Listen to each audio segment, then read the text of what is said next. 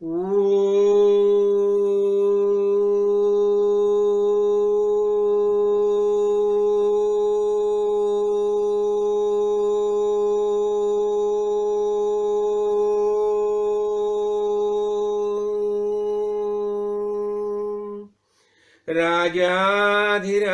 सद्गुरुनाथ सिद्धरामेश्वर महाराज की जय।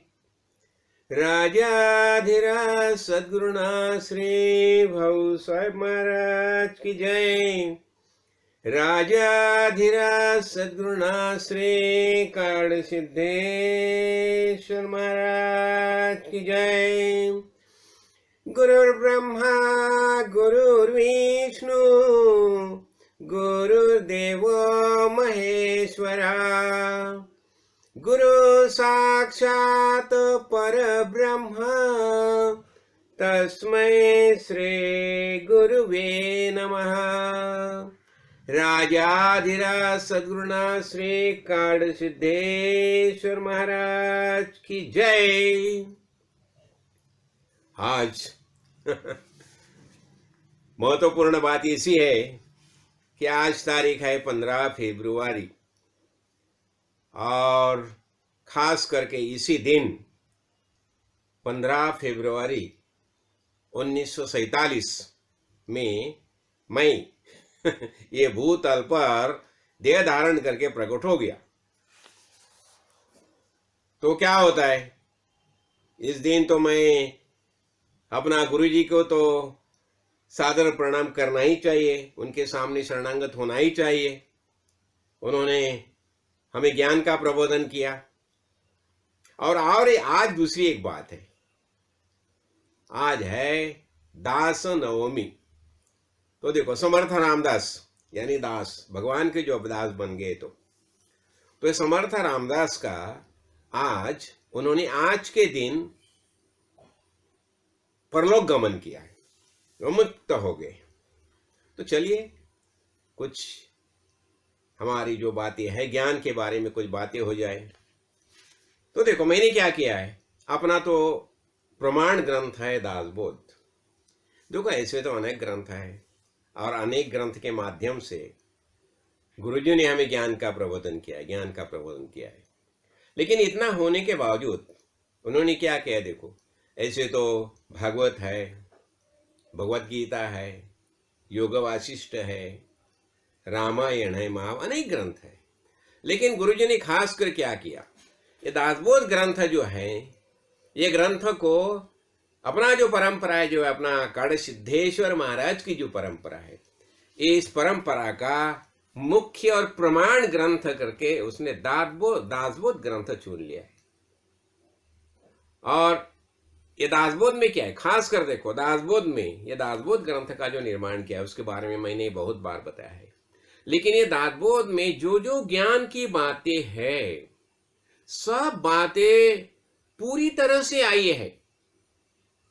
तो एक ही ग्रंथ का नित्य अनुसंधान हम करेंगे ना, तो हमें शुद्ध ज्ञान प्राप्त हो जाएगा और उसी ज्ञान के आधार से हम खुद जीवन मुक्ति अनुभव कर सकेंगे।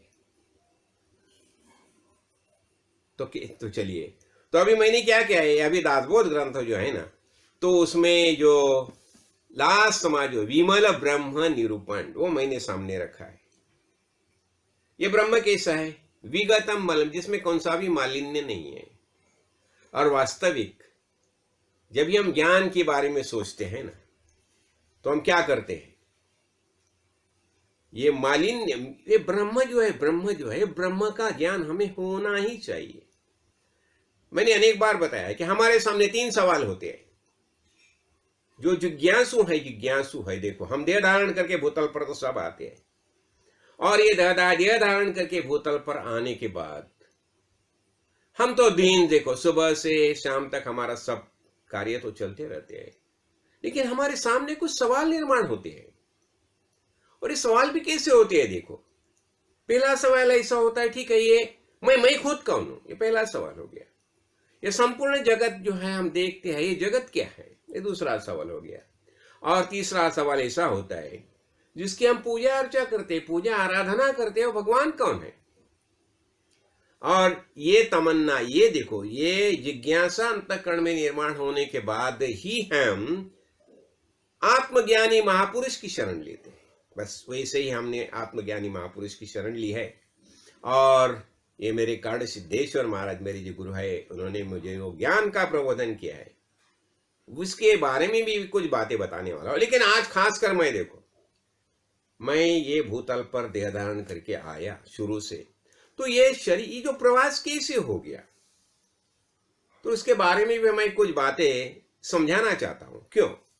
देखो क्या होता है, ऐसा तो मेरा बचपन तो देखो, मेरा गांव जो है ना अलीबाग है, रायगढ़ डिस्ट्रिक्ट में अलीबाग करके जो गांव है, तो वहां एक शाहबाज नाम का गांव है, शाहबाज और चरी।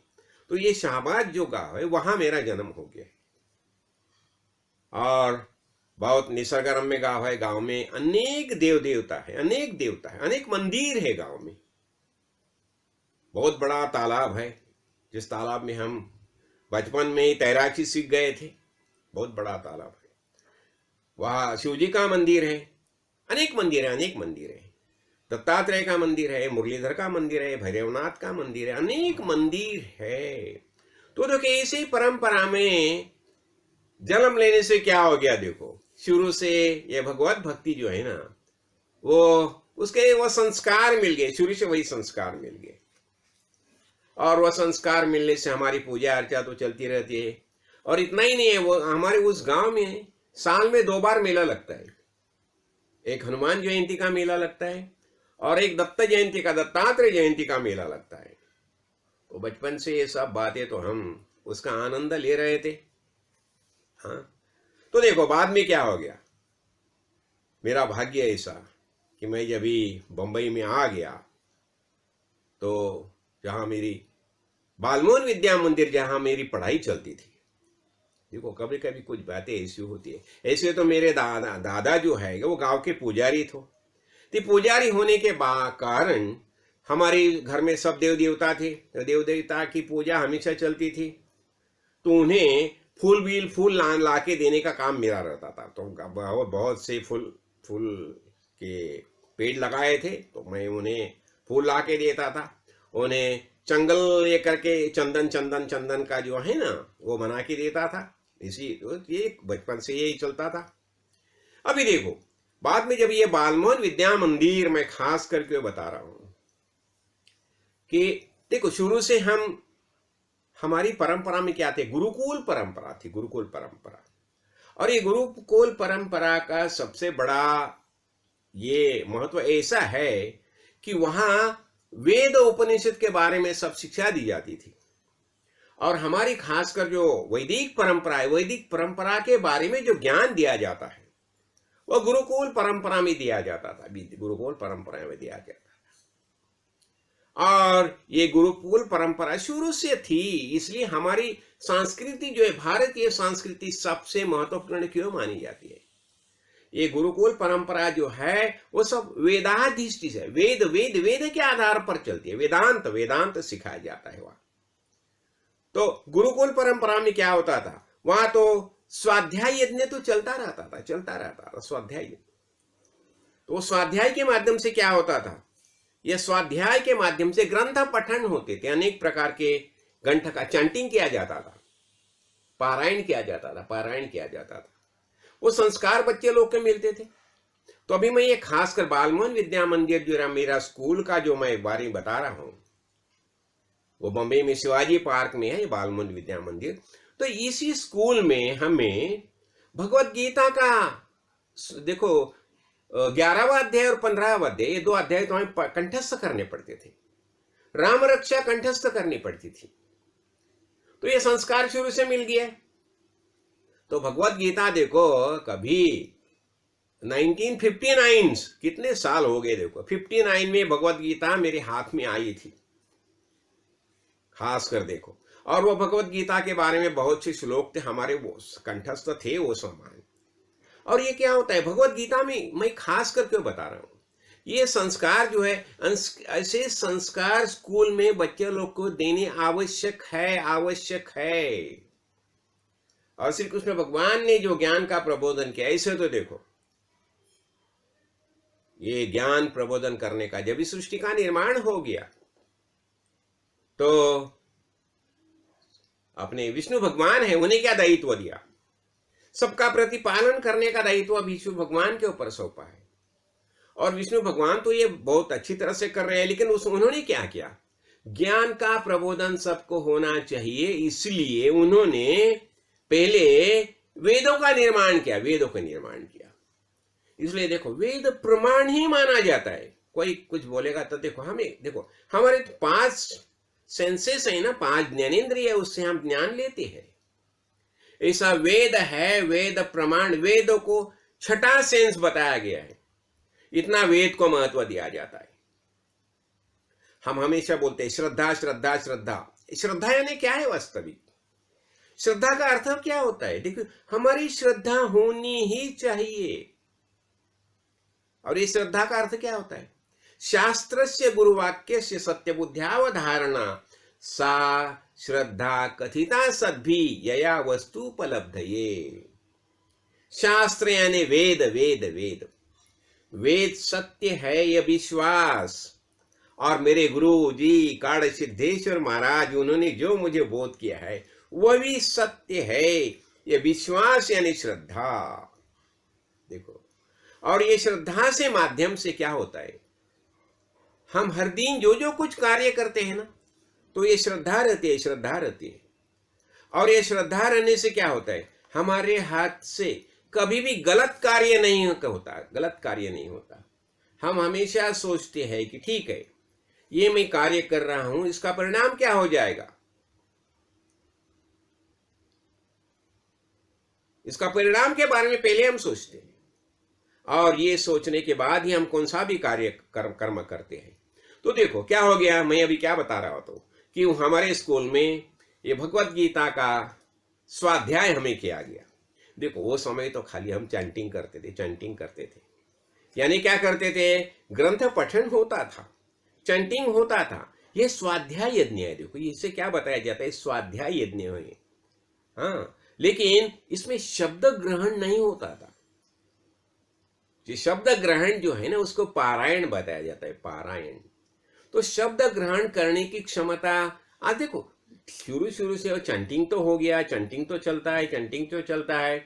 उससे क्या होता है? पॉजिटिव वाइब्रेशंस निर्माण होती है, विधायक स्पंदन निर्माण होते हैं, विधायक स्पंदन।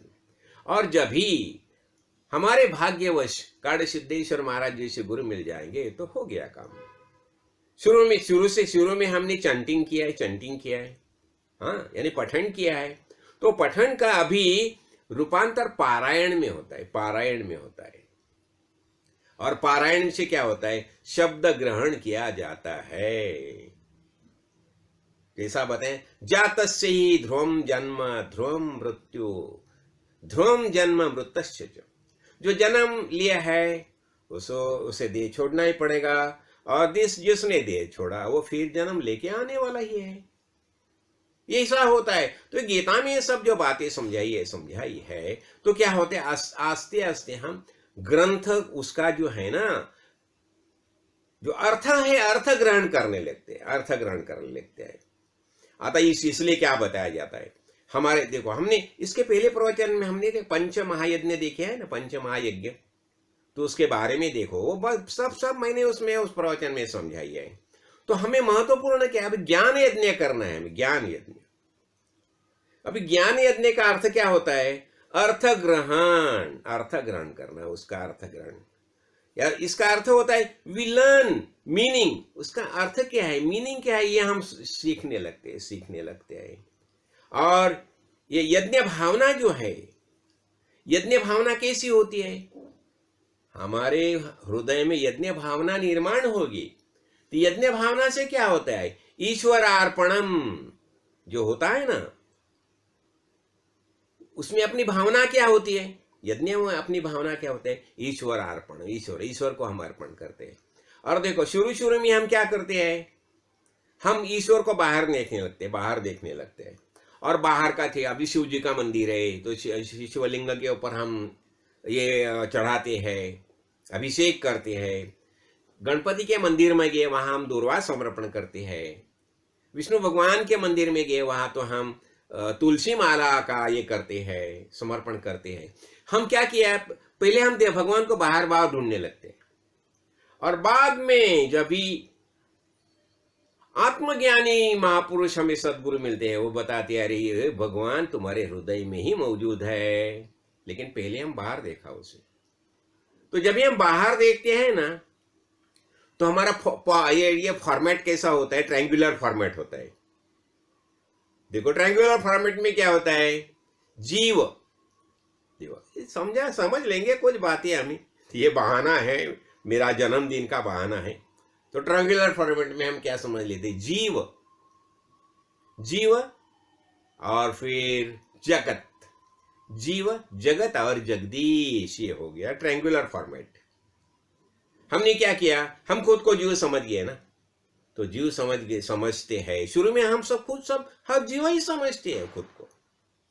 तो हम जीव है, तो ये संपूर्ण जगत है, विश्व है, निर्माण हो गया दृश्य जगत। तो जीव, हम जीव है करके हमें रहने के लिए ये सब जगत है, घर बीर सब जो है ने कहा जगत है। और ये जगत है करके ये जगत का स्वामी है, वो जगदीश है।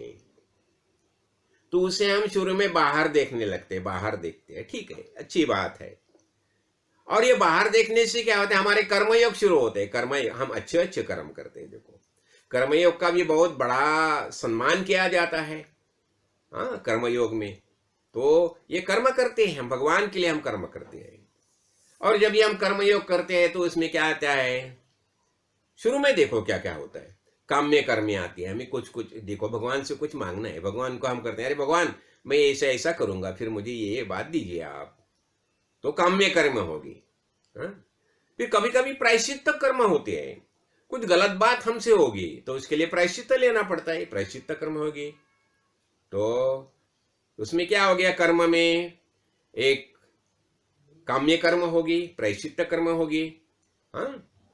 फिर नित्य नैमित्तिक कर्म होगी, हमने देखा ना पंचमहायज्ञ में हर दिन जो कर्म करते हैं, हाँ, सूर्योदय के समय कर्म करते हैं, सूर्यास्त के समय कर्म करते हैं, त्रिकाल संध्या करते हैं, ये सब कर्म होगी। और ये सब कर्मों से क्या होता है, देखो शुरू में अनेक जो ऐसे कर्म हैं जिससे पाप भी निर्माण होता है, गलत बात की पाप हो निर्माण हो गया, फिर वो पाप का परिमार्जन करने के लिए हम अच्छे कर्म करते हैं, हाँ, तो प्रायश्चित कर्म करते हैं। तो देखो ऐसे तो कर्मता चलता रहता है। लेकिन हम खास क्या देख रहे हैं, देखो हम ज्ञान यज्ञ देख रहे हैं, ज्ञान यज्ञ। तो ज्ञान यज्ञ में क्या हो गया, अर्थ ग्रहण करते हैं हम, ज्ञान यज्ञ में अर्थ ग्रहण करते हैं। और यह इसमें यज्ञ में भावना क्या होती है, ईश्वर अर्पण भावना होती है शुरू में, हाँ। फिर देखो इतना ही नहीं, हम अनेक आदित्य हृदय का पारायण करते हैं, अनेक ग्रंथ का पारायण पढ़ते हैं। और इससे क्या होता है, जब भी हम अनेक ग्रंथ का पारायण करते हैं ना, तो आस्ते आस्ते हमारी साधन चतुष्टय संपत्ति बढ़ने लगती है। देखो तो ये साधन चतुष्टय संपत्ति है, वो हमें बढ़ानी चाहिए, वो बहुत आवश्यक है। अभी साधन चतुष्टय हम समझ लेंगे, वो आवश्यक है समझना। तो साधन चतुष्टय में क्या आता है, विवेक आता है, विवेक। देखो विवेक यानी क्या हो गया, ये खास कर देखो, ये परब्रह्म वस्तु कोई अलग है और मैं कोई अलग है, ये हीन भी है, गलत है। तो विवेक क्या बताया जाता है, परब्रह्म वस्तु ही मैं हूं, यह विवेक हो गया। जब भी हम संत संग में जाते हैं, सदगुरु के विचार के साथ हमारा वैचारिक मंथन होता है, तो हमारा निश्चय होता है, विवेक निर्माण होता है। तो क्या होता है, विवेक से हम पता चलता है कि परब्रह्म वस्तु मैं ही हूं, ये विवेक हो गया। फिर वैराग्य, विगत राग, तो हमारे अंतःकरण में वैराग्य भी निर्माण होना चाहिए। तो वैराग्य क्या होता है, इधर राग यानी प्रेम भाव होता है। अभी देखो हमें किसी बात का ये राग निर्माण हो गया ना, तो प्रेम समझो, आसक्ति निर्माण होगी, फिर चाह निर्माण होती है, फिर हमें लगता है कि नहीं वह चीज मुझे चाहिए, ऐसा होता है, वो तरीके की वासना निर्माण होती है। तो ये जो है ना, ये बात ठीक नहीं है। हमने अभी वैराग्य, ठीक है, उसके बारे में प्रेम निर्माण हो गया, लेकिन उसकी चाह नहीं हो निर्माण होनी चाहिए। ठीक है, ठीक है, वो जहाँ है वहाँ है, मंगल है, कुशल है, इतना ही कुशल हो गया, मुझे चाहिए ये भाव नहीं निर्माण होना चाहिए। बहुत बार ये यही होता है ना, मोह के मोह बताया जाता है ना। इसलिए देखो वो वैराग्य यानी क्या है, शिव जी का वैराग्य देखो, शिवजी कैसे वैराग्य है, सब बातें सामने है लेकिन वह कहाँ भी आसक्त नहीं है, तो ऐसा वैराग्य होना चाहिए। ठीक है, सब बातें सामने, सब बात का अनुभव भी कर रही है, लेकिन किसी भी बात का अंतःकरण में चाह नहीं है, यह चाहिए करके चाह नहीं है, आसक्ति नहीं है, तो हमें अनासक्त रहना चाहिए। इसलिए हो गया वैराग्य, विगत राग, यानी प्यार भी नहीं और दोष भी नहीं, देखो ऐसा भावना, तो विवेक वैराग्य। फिर मुमुक्षुत्व, मुमुक्षुत्व यानी मोक्तुम इच्छु, मुझे मुक्त होना है, यानी क्या है, देखो शुरू में हम अनेक बात में आसक्त होते हैं, तो आसक्त जो है उससे हमें छुटकारा मिलना चाहिए। इसलिए हम इसके पहले देखो पोर्ट देखा है, पोर्ट PORT, यानी पी यानी पोजीशन, हमारी अखत्यारी में जो जो चीजें होते हैं उसके बारे में हमारा आसक्ति रहती है। ओ यानी ऑब्लिगेटरी ड्यूटी, यानी एक प्रकार के हम सोचते हैं अरे मुझे ये करना है, ये करना है, ये करना है, ये करना है, ऑब्लिगेटरी ड्यूटी। और आर यानी रिलेशंस, अनेक प्रकार के जो संबंध होते हैं उसमें भी हम अटैच रहते हैं। और टी यानी ट्रांसैक्शन, अनेक प्रकार के व्यवहार हम करते हैं, तो ये भी कम होने चाहिए। तो ये क्या होता है, हम अभी क्या देख रहे हैं, मुमुक्षुत्व, मोक्तुम इच्छु, हमें मुक्त होना है। तो हम हमने किसने बांधा है क्या, लेकिन हम खुद ही बंधे जाते हैं मन के कारण। जब ये आसक्त होते हैं, मन से हम आसक्त होते हैं तो हम बांधे जाते हैं। इसलिए हमें कहाँ भी मन से आसक्त नहीं होना चाहिए। हाँ, तो मुमुक्षुत्व यानी मुझे ज्ञान प्राप्त होना चाहिए। ये मुमुक्षुत्व जब हमारे अंतःकरण में निर्माण होता है तो हम सद्गुरु की खोज में बाहर निकलते हैं, ढूंढने लगते हैं। और हमारा महत्भाग्य होता है तो काड़ सिद्धेश्वर महाराज जैसे सद्गुरु हमें मिल जाते हैं, फिर बस बेड़ा पार हो गया, ऐसा हम बोल सकते हैं। तो हम क्या देख रहे हैं, मुमुक्षुत्व देख रहे हैं। फिर उसके बाद क्या आता है, षट संपत्ति आती है, विवेक, वैराग्य, मुमुक्षुत्व और षट संपत्ति। और षट संपत्ति में क्या आता है, देखो शम यानी जो मानस मन जो है, मन देखो हमें शांत होना आस्ते आस्ते। शम अनेक हमारी इंद्रिय जो है ना, इंद्रिय के बारे में हमें शांत होना चाहिए। इंद्रिय जो है वो उसे ये घोड़ा बताए, घोड़े जैसे ये करते भागते, उनके ऊपर हमें कंट्रोल रखना चाहिए। तो उसका शमन होना चाहिए, जितना आवश्यक उतना ही उन्हें छोड़ना चाहिए। तो इंद्रिय आसक्ति कम होनी चाहिए। शम यानी मन की शांति, मन, और दम यानी इंद्रिय जो है, इंद्रिय का दमन करना चाहिए। शम यानी मन की शांति, मन हमें शांत करना चाहिए। इसलिए हमने देखा ना, FRI फ्रीक्वेंसी, मन जब भी अस्वस्थ होता है तो उसको पूर्व स्थिति में आने के लिए ज्यादा समय नहीं लगना चाहिए। तो उसके बारे में हमने देखा था, FRI देखा था, फ्रीक्वेंसी। फिर अपना ओरिजिनल की स्थिति है वहां आने के लिए हमें ज्यादा समय नहीं लगना चाहिए। जल्दी हमें मन को स्थिर रखना चाहिए। और इसलिए क्या करना चाहिए, मन पर हमारा हमेशा बुद्धि का अंकुश होना चाहिए। देखो मन पर बुद्धि का अंकुश हमेशा ही होना चाहिए। बुद्धि, इसलिए बुद्धि जो कैसी है, बुद्धि कैसी होनी चाहिए, जब हम संत संग में आते हैं ना, तो ईश्वराराधना जो करते हैं, गुरु जी के साथ हमारी जब चर्चा होती है, उनसे जब बातें होती है, तो वो हमें बताती है कि मन को कैसा कंट्रोल में रखना, मन को कैसा समझाना, ये बातें हम समझ लेते हैं। तो ये हो गया। तो ये बातें जो है ना, तो हमें ये बातें आस्ते आस्ते समझ लेनी चाहिए। और क्या होता है, देखो पारायण तो हम कहते हैं, वेद भाष्य का पठन हम करते हैं। जब भी पठन करते हैं शास्त्रार्थ समझ लेते हैं, वेद में क्या बताया। तो अभी हम षट संपत्ति देख रहे थे ना, तो इसमें क्या आता है? शम दम उपरति तितिक्षा श्रद्धा और समाधान, ये सब बातें हमें समझ जाती। देखो अब ये पारायण जब हम करते हैं ना, तो वेद भाष्य पठन करते हैं, वेद भाष्य पठन करते हैं, और आस्ते आस्ते हम उसका शास्त्रार्थ समझ लेते हैं, शास्त्रार्थ समझ लेते हैं। इसलिए क्या बताए? और देखो परिज्ञानम, परिज्ञानम, परिज्ञानम इसका अर्थ हो गया भाष्य अध्ययनम। उसका जो भाष्य जो है उसका हम अध्ययन करने लगते हैं, इसे बताया जाता है परिज्ञानम। और यह यज्ञ है, तो भाष्य अध्ययन इज अ यज्ञ। जो भाष्य है उसका अध्ययन करना यज्ञ हो गया। अभी इसमें भी क्या बातें बताई जाते हैं? अभी वेद पूर्व जो है ना, वेद पूर्व ज्ञान यज्ञ और वेदांत ज्ञान यज्ञ। वेद पूर्व भी, जिसे पूर्व मीमांसा और उत्तर मीमांसा बताया जाता है ना, तो ये भी बातें हमें समझ लेनी पड़ती है।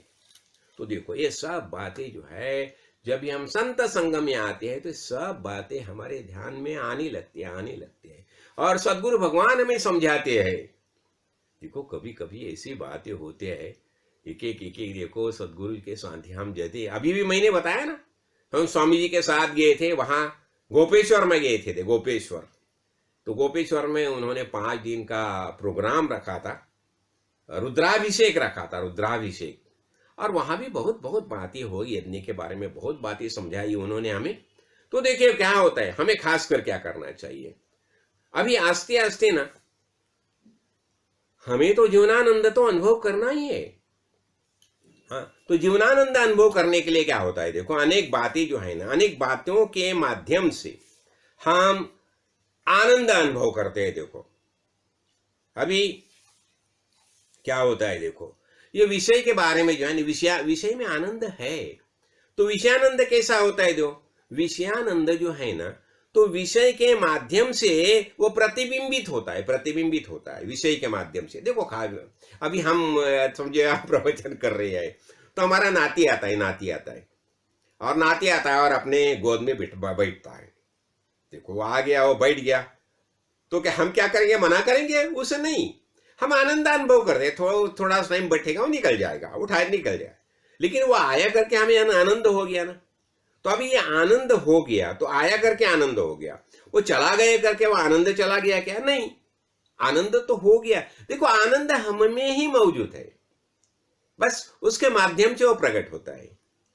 तो विषय है ना, विषय देखो, इसलिए विषय के बारे में हम एक अलग दृष्टिकोण रखेंगे ना। विषय में जो आनंद हम अनुभव करते हैं ना, तो उसमें क्या होता है? विषय प्रतिबिंबित आनंद है। देखो अभी देखो ना, बेटी पास होगी करके आनंद हो गया, तो आनंद हो गया यानी वो आनंद का प्रतिबिंब वो विषय में है, वो हमें हो गया, हमने उसका अनुभव किया। तो ये क्या है? विषय क्या करता है? विषय इज ओनली रिफ्लेक्टिंग, वो आनंद का रिफ्लेक्टन करता है, परावर्तित करता है आनंद। आनंद तो हमारे अंदर मौजूद है, और वो आनंद जो है वही विषय के माध्यम से प्रकट होता है। इसलिए क्या बताए? और देखो और एक बात देखो, अब देखो ये इसमें भी क्या होता है? अविद्याकृत विषयानंद, ये हमेशा देखो जो विद्याकृत विषयानंद है ना, उससे हमें आनंद होता है। लेकिन अविद्याकृत आनंद जो है ना, वो क्या करता है? वो दुख हेतु होता है, उसमें दुख होना होता है बाद में। देखो अभी क्या होता है, ये सब एक एक बातें हम समझ लेते हैं, क्यों? हमें आनंद अनुभव करना है। हाँ, तो अभी क्या होता है, मैं अभी क्या बता रहा था, अभी जो जिस स्कूल में मेरी पढ़ाई होगी, तो वहां तो भगवत गीता पढ़ाई जाती थी, गीता का ये था। तो जब इसे हाथ में गीता आ गई, तो गीता के बारे में एक थोड़ा सा आकर्षण शुरू से आ गया। ज्ञान के बारे में भी कुछ बातें समझ में आने लगी। मदभाग्य से हम गुरु की शरण में चले गए, और फिर गुरु ने हमें ज्ञान का प्रबोधन किया, और वही बातें आगे चल के देखो क्या हो गया। अभी तो ये तो सब होता है। और गुरु जी ने क्या किया था? देखो हम शुरू से ना, अभी क्या होता है, हमें ये ज्ञान प्राप्त करना होगा ना, तो उसमें एक बहुत बड़ी बात आती है, तो निधिध्यास निधिध्यास होना चाहिए। हमने अभी देखो ट्रायंगुलर फॉर्मेट में हमने देखा अभी कैसा होते जीव, जीव जगत और जगदीश है। तो जगदीश की हम शरण लेते हैं, कभी कुछ समस्या निर्माण हो जाती है तो ये ट्रायंगुलर फॉर्मेट है, और ये कर्मयोगी का फॉर्मेट है। तो अभी क्या होता है देखो, तो महाराज बाद में ऐसा ही महाराज के आप सत्संग में तो मैं हमेशा जाता है। देखो ये अपना अभी साधन चतुष्टय संपन्न होने के लिए श्रवण मनन और निधिध्यास हमेशा होना ही चाहिए। तो गुरुजी ने हमें अभ्यास ही दे दिया। सुबह की काकड़ आरती हो गई, दोपहर का दासबोध पढ़ के पढ़ाई पठन हो गया, शाम की फिर आरती और अनेक श्लोक का पठन हो गया। ये हमारा निधिध्यास निधिध्यास तो चलता रहे बहुत साल तक आओ, एक नहीं दो नहीं 40-50 साल करते रहो। इससे क्या हो जाएगा, एक अभ्यास हो जाएगा, तुम साधन चतुष्टय संपन्न हो जाएंगे। तो ये तो हो गया। गुरुजी ने मुझे बताया था बीच में, अरे बाबा एक समय क्या गया, मैंने एक लेख लिखा और तो गुरुजी ने मेरे सामने वो पूरा लेख पढ़ लिया, और पूरा लेख पढ़ने के बाद मुझे बताया देखो अभी इसका आगे हमारा त्रैमासिक निकलता था। तो गुरुजी ने मुझे बता दिया देखो मुझे हर एक त्रैमासिक में तुम्हारा लेख चाहिए। हो गया किसे गुरुजी करते हैं देखो, फिर मेरा लेख लिखना शुरू हो गया। देखो वो सब लेख है ना, तो उसका मैंने एक किताब बनाए है ना, बिल्वपत्र जिसे चाहिए मुझे बता दिए, मैं उन्हें बिल्वपत्र वो किताब दे दूंगा। उसने मैंने क्या किया है 51 लेख उसमें ले लिए हैं। तो ठीक है, तो गुरुजी ने क्या किया देखो, गुरुजी ने वो लेख लिखने को बोला मुझे, चलो लेख लिखना शुरू हो गया हमारा। हाँ फिर बाद में क्या हो गया, ऐसा ही 98 में हमारा कंपनी में लॉकआउट हो गया। तो हमें क्या, जैसा गुरुजी की शरण में गया, नमस्कार किया, गुरुजी प्रणाम, ऐसा वैसा हो गया, कुछ बातें हो गई। गुरुजी ने पूछा अरे बाबा तुम्हारी कंपनी लॉकआउट हो गया, बंद होगी ना? बोला हाँ गुरुजी बंद होगी। फिर अभी क्या कर रहे हो?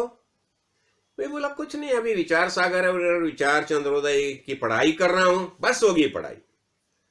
अभी कल से तुम प्रवचन करना शुरू करो। हो गया। और वो रक्षाबंधन का दिन था 98 में, और अभी प्रवचन शुरू हो गया मेरा। और ये कितना 3 साल कंपनी बंद थी, तो 3 साल मेरा प्रवचन के अंदर चले गए। और देखो गुरुजी ने मुझे वहां पकड़ के रख दिया। तो अभी प्रवचन करने से क्या हो गया देखो, मैं खास कर बताना चाहता हूं। अभी ये प्रवचन के लिए बिठाने से सबसे बड़ा मेरा फायदा ऐसा हो गया, मैं वही लाइन से सोचना शुरू हो गया। अभी देखो प्रवचन करना है, दासबोध ग्रंथ सामने रखता था और दासबोध ग्रंथ के बारे में प्रवचन होता था। तो दासबोध का समास का तो पठन करना चाहिए। तो हो गया ऑटोमेटिक, पारायण शुरू हो गया, उसका प्रवचन पढ़ाई शुरू हो गई। और फिर प्रवचन करते समय देखो गुरुजी को सामने कौन सा भी किताब रखने से अच्छा नहीं लगता। वो बोलते नहीं, पहली पढ़ाई करो और बाद में बता दो। सामने पेपर कुछ रखने का नहीं, पेपर रखने के लिए अलाउ नहीं था, परवानगी नहीं थी। तो फिर ऐसे ही थी, फिर हम सोचते थे अरे हम क्या बोलना है, फिर ऐसा हो जाता था। तो अभी देखो ये हो गया। और ये पूरा दासबोध जो ग्रंथ जो है उसमें देखो 200 चैप्टर है, 200 चैप्टर है। तो गुरुजी ने बाद में मुझे बता दिया ये हर एक चैप्टर के ऊपर प्रवचन होना चाहिए। तो हो गया चलो। तो ये सब दासबोध के 200 चैप्टर के ऊपर सब प्रवचन हो गए। और फिर उसके मैंने अभी सब यूट्यूब में उपलब्ध है, सबको समझो, वो तो हो गया। मैं ये खास कर क्यों बता रहा हूं, जब भी आत्मज्ञानी महापुरुष के सानिध्य में हम जाते हैं तो वो हमें कैसे मुक्त करते हैं। देखो मैं मुक्त ही हूं, इसलिए मैं आज बता सकता हूं आप सबको, मैं मुक्त ही। मैं कहा भी किसी भी इसमें अटैच नहीं है, मुझे किसने भी बांधा नहीं है। और ये मुक्तत्व का आनंद क्या है ये मैं महसूस कर सकता हूं। देखो खास मुझे किसी बताने की आवश्यकता नहीं है, लेकिन मैं खास एक ही बात बताना चाहता हूं कि जब भी हम संत महानुभाव के सानिध्य में जाते हैं तो वो हमारे बारे में, जैसे देखो हम हमारे बच्चे होते हैं ना, तो बच्चों का भी कौन सा स्कूल में डालना, वो कौन सी लाइन अच्छा इंजीनियर डॉक्टर कहाँ क्या बनाना। देखो मेरे भाग्य से मेरी बेटी तो IAS होगी, समझाना, वो IFS होगी समझो। तो मैं क्या बताना चाहता हूँ को गुरुजी कैसे ख्याल रखते हैं देखो हमारा।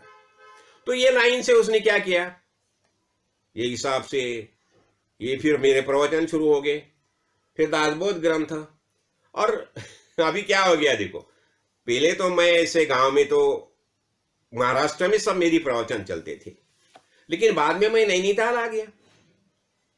अभी नैनीताल आने के बाद सबसे बड़ी बात ऐसी होगी, वहां बहुत लोगों से मुलाकात होगी, भक्तों से मुलाकात होगी, और उन्होंने बता दिया कि बाबा जी आप हिंदी में क्यों नहीं प्रवचन करते, हिंदी में को क्यों नहीं किताब लिखते। तो ठीक है, फिर हिंदी में प्रवचन शुरू हो गए। और हिंदी में मैंने अभी एक दासबोध मीमांसा करके किताब भी लिख दी है, और ये दासबोध का पूरा जो ग्रंथ जो है उसके ऊपर मैंने हिंदी में सब प्रवचन की है।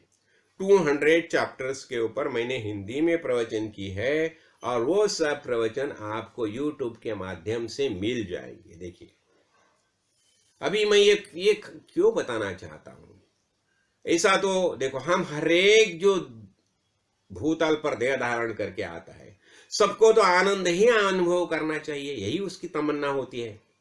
तो देखो मेरी भी वही तमन्ना थी, और यही तमन्ना के यही इच्छा होने से आज भी देखो अभी क्या हो गया, अभी मैं खास कर बताना चाहता हूं। अभी ये तो मेरा सब कार्य तो चलता था, और मेरे गुरुजी जो है काड़े सिद्धेश्वर महाराज, तो देखो 16 अगस्त 2001 में वो व्यापक हो गए, यानी देह मुक्त हो गए। तो व्यापक हो गए तो विधि होगी।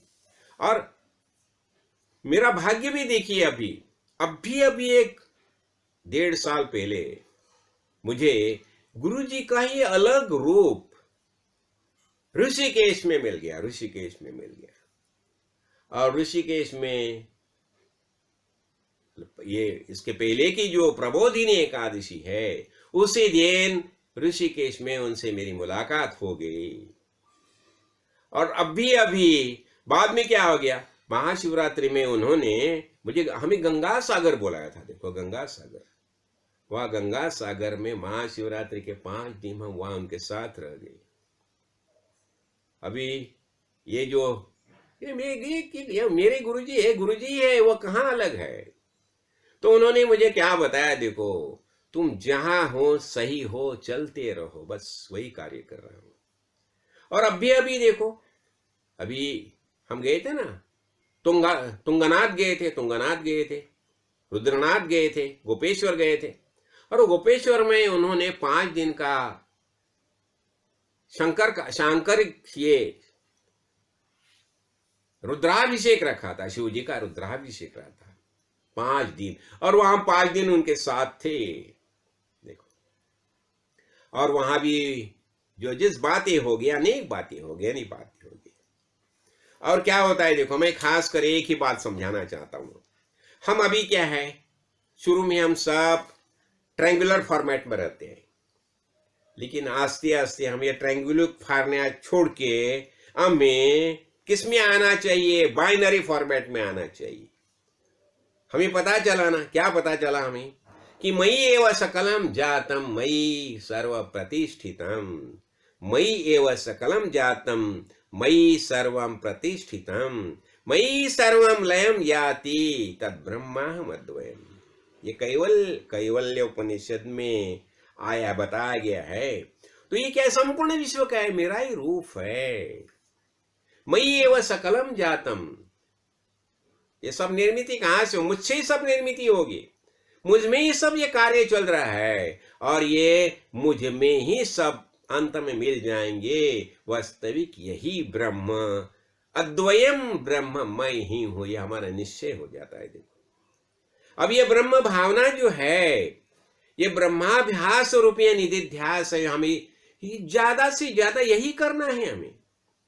देखो इससे क्या होता है, हम क्या देखते हैं, तच्चिंतनम, तत्चिंतन, हमें चिंतन करना है। किसका चिंतन करना है? उसका ही चिंतन करना है, इसका ही चिंतन, यानी स्वरूप का चिंतन करना है, खुद का चिंतन करना है। तत्चिंतनम और तत्कथनम, तत्कथनम अन्योन्यम तत्प्रबोधम, और उसका ही किसके साथ प्रबोधन करना होगा? तो उसका ही प्रबोधन होना चाहिए। और एतदेक परत्वम च ब्रह्माभासम विबुद्धा, यही ब्रह्मा का भास होता है, ब्रह्मा का अभ्यास होता है। यानी क्या है बताया जाता नहीं, कथन तेची, कथन ही तेची, चिंतन ही तेची, बोध ही परस्परास, यही आत्मा अभ्यास। तो यही अभ्यास हमें करना है। अभी अभ्यास क्या करना है हमें? तो तत्व चिंतनम, तो तत्व का चिंतन करना। वो तत्व चिंतन यानी कौन सा? तत्वमसी महावाक्य जो है, तत्वमसी महावाक्य जो है उसका चिंतन करना चाहिए। तत्वमसी यानी परमेश्वर परमात्मा वास्तविक तुम ही हो। ये तत्वमसी से फिर क्या होता है? देखो, प्रज्ञानम ब्रह्म, विशेष प्रकार का ज्ञान यही ब्रह्म है। और फिर बाद में आता है अहम ब्रह्मास्मि, मैं ही ब्रह्म हूं। इसलिए तत्व चिंतनम, तत्कथनम और तत्प्रबोधनम, उसका ही प्रबोधन करना चाहिए। हाँ, तो इससे क्या होता है? देखो, हम कैसे होने चाहिए? मोक्ष परायणम, हम मोक्ष परायणम हमें होना चाहिए। टॉप प्रायोरिटी किसे देना? परा यानी परागति, परागति, टॉप प्रायोरिटी यानी मैं मुक्त हूं, यही भाव से हमें जीना है। तो अभी हमें निधिध्यास करना है। तो निधिध्यास में क्या होता है? देखो, निधिध्यास में, निधिध्यास मीन्स हमारा जो माइंड सेट है वो रिवाइज करना, रिवाइज करना। हम ट्रायंगुलर माइंड सेट में थे ना, अभी बाइनरी माइंड सेट में हमें आना है। तो इससे क्या हो जाएगा? देखो, बाइनरी माइंड सेट यानी क्या होता है? मैं ब्रह्म हूं, और ये संपूर्ण विश्व जो दिखाई देता है ये क्या है? ये भ्रामक है, मिथ्या है, मिथ्या है। और इतना ही नहीं है, आस्ते आस्ते हमें ऐसा अभ्यास करना चाहिए, दृढ़ अभ्यास करना चाहिए कि ये शरीर भी मिथ्या है। देखो, इसके बारे में बहुत कुछ बातें समझाई है। शरीर भी मिथ्या, ये हमारा होना चाहिए। और खासकर देखो, मैंने इसके पहले ही प्रवचन में बताए हैं, खासकर क्या होता है? देखो, जो 5 बातें ऐसी होती है कि जिसके कारण हम जैसे अनात्मा जो है, आत्मा एंड अनात्मा, तो अनात्मा से हम प्रभावित कभी होते हैं। तो अनात्मा से प्रभावित करने वाली 5 बातें है। देखो, ये possession, possession, possession, profession, possession जो है एक, प्रोफेशन है एक दूसरा, तीसरा अपना परिवार, परिवार ये तीसरी बात है, और फिर देह, शरीर और मन। ये 5 बातें ऐसे, 5 ही बातें अनात्मा है। तो ये 5 ही बात में अनात्मा है, तो उनके बारे में हमें नियोजन करना है, नियोजन करना है। यानी नियोजन क्या करना है? उसका मिथ्यात्व दर्शनम, ये सब बातें मिथ्या है और शाश्वत एक ही है, वही परमेश्वर परमात्मा, वही शाश्वत है।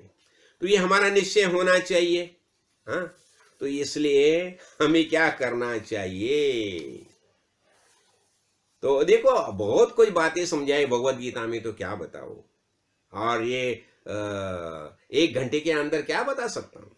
लेकिन यहाँ देखो, सबसे बड़ी बात भगवान ने बताया भगवद गीता में, श्रद्धावान लभते ज्ञानम तत्पराशयतेन्द्रिया ज्ञानम लब्ध्वा परा शांतिम अचिरेणाधिगच्छति। ये महत्वपूर्ण बात देखो, जिसके अंतःकरण में श्रद्धा है।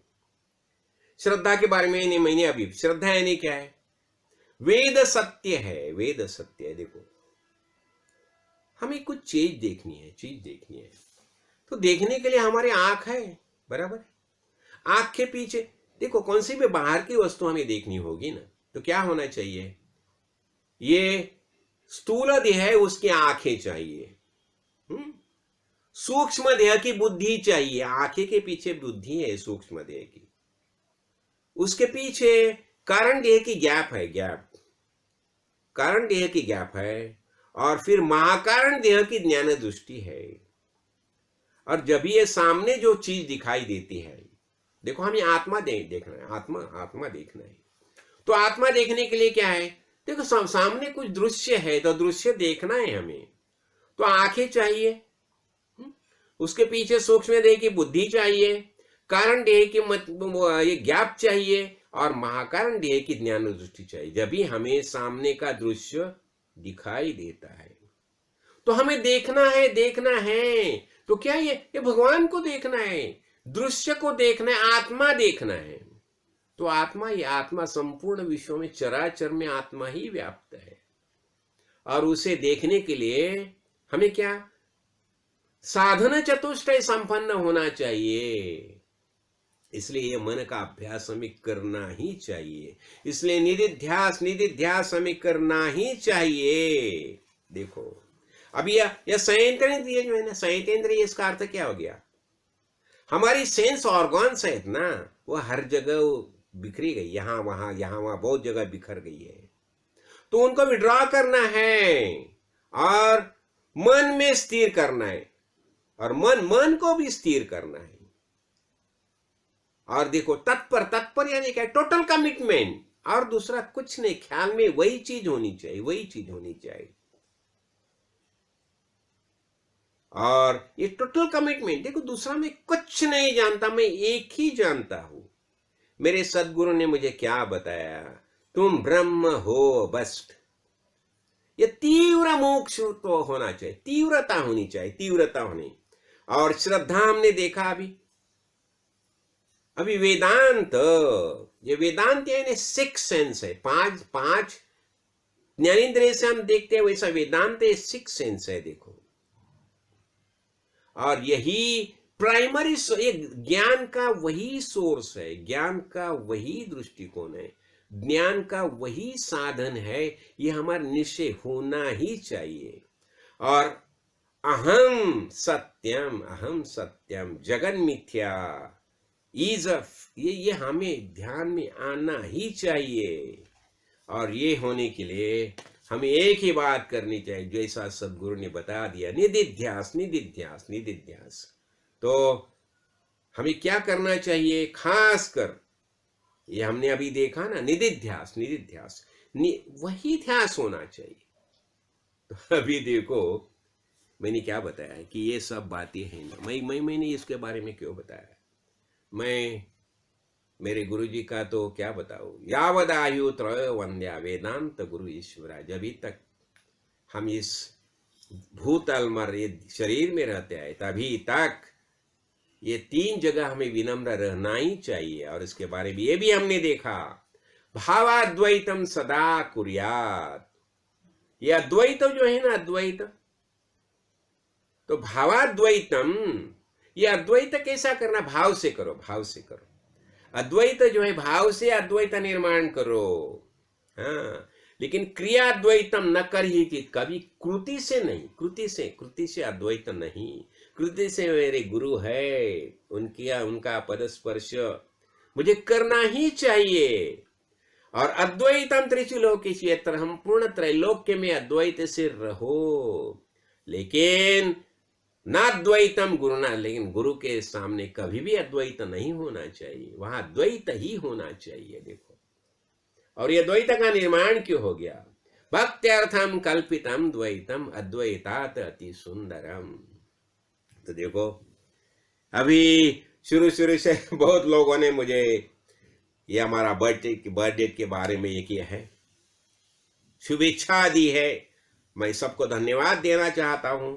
और मैंने एक खास बातें क्यों बताई, शुरू से मेरे दादाजी के साथ दादाजी के जो संस्कार थे महत्वपूर्ण मानता हूं मैं। फिर मेरे गुरुजी ने जो ज्ञान दिया, और अभी भी स्वामी जी से जो मुलाकात होगी। और इतना ही नहीं, अभी मेरे हाथ में गुरुजी ने क्या दिया, गीता भाष्य दिया, शंकर भाष्य दिया है, तो उसका मैं ख्याल कर रहा हूं। और एक ही बात मैं बार बार करना चाहता हूं, वो क्या, निधिध्यास। कुछ मत करो, जो गुरुजी ने जो बताए हैं, सदगुरु ने जो बोध किया है, बस उसके ऊपर विश्वास रखो। कोई बताएगा अरे तुम ऐसा ध्यान में बैठो, ऐसा बैठो, वैसा बैठो। देखो ये सब बातें भूल जाओ। जो वेदांत में क्या बताया, वेदांत हमें खास कर यही बातें समझाई है, तुम ब्रह्म हो।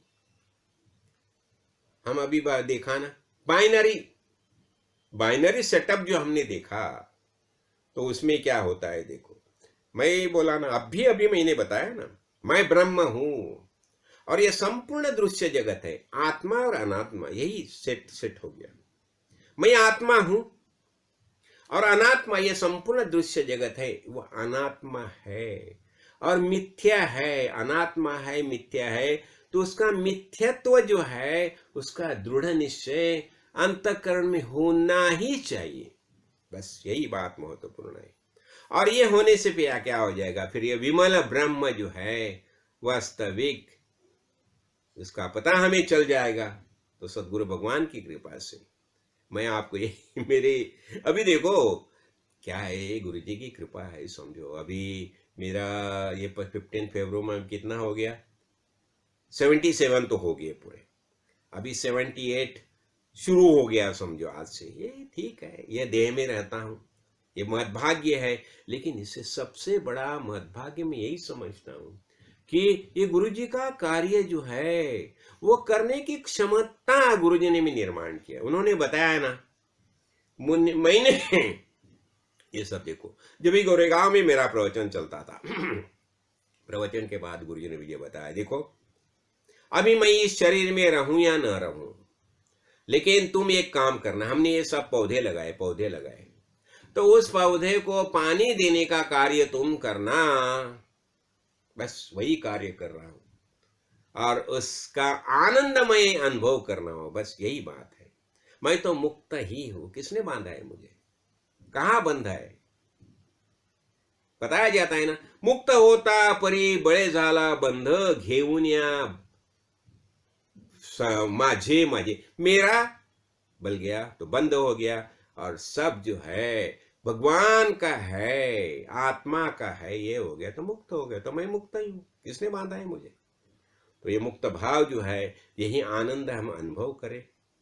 हाँ, और बताए ना, चिदानंद रूपा शिवोहम शिवोहम, चिदानंद रूपा शिवोहम शिवोहम, अहम निर्विकल्पे निराकार रूपे, विभूत्वाच सर्वत्र सर्वेन्द्रियाणां, न चासंगतं नैव मुक्ति न मेया, चिदानंद रूपा शिवोहम शिवोहम। तो हम कौन है? सच्चिदानंद स्वरूप, यही हमारा वास्तविक रूप है। हाँ, तो हम क्या बोलेंगे? ओम महादेवाय विद्महे रुद्रमूर्तये धीमहि तन्नो शिव प्रचोदयात्। ओम परमेश्वराय विद्महे परतत्वाय धीमहि तन्नो ब्रह्म प्रचोदयात्। बम बम बोले सत श्री महाकाल। राजाधिराज सद्गुरुनाथ श्री काड़ सिद्धेश्वर महाराज की जय।